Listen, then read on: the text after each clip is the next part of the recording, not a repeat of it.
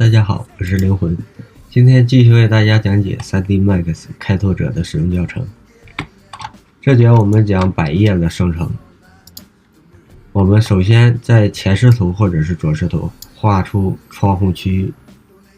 的样条线一定要是样条线。点击百叶生成，我们选择 J 轴，选择样条线生成。同样我们画圆形也是可以生成，只要是封闭的样条线都可以生成百叶窗。好，接下来我们讲空调风口的制作方法。同样我们也是选择样条线，画出中央空调的区域，点击一键生成。这样我们中央空调的风口就制作完成。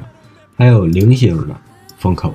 同样也是画样条线，选择菱形风口生成，再把这个模型摆到我们的户型当中就可以了。同样我们用样条线生成的还有软包硬包，我们选择矩形样条线，这里有格数，横向几格，竖向几格，然后扣子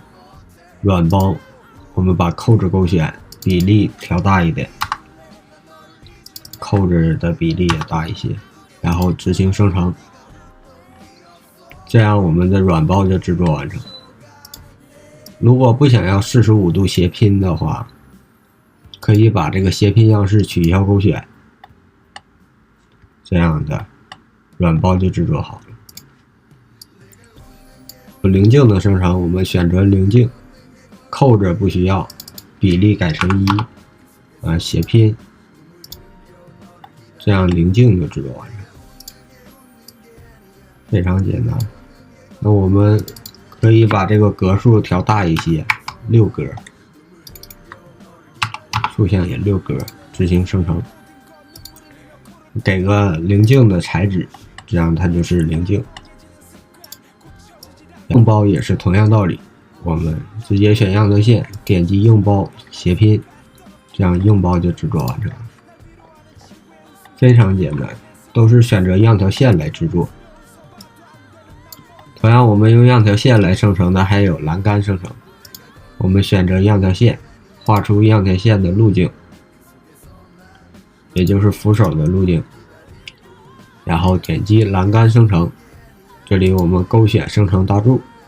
然后选线生成栏杆，这样我们栏杆就制作完成。如果不想要这种栏杆样式的话，我们可以回到超级楼梯这里，选择一个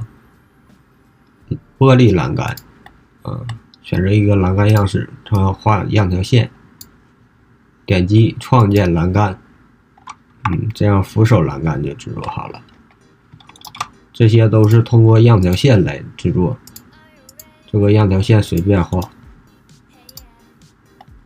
这种玻璃的，还有铁艺的，我们选择一个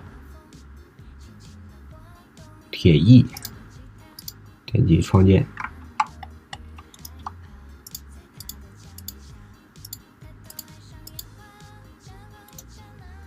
还有别的样式，我们可以选择不锈钢这种，这就是栏杆的制作方法。好，下面我们讲一下雕花的石膏线。在雕花的石膏线，我们扫描是制作不出来的，我们可以选择样条线，点击雕花角线，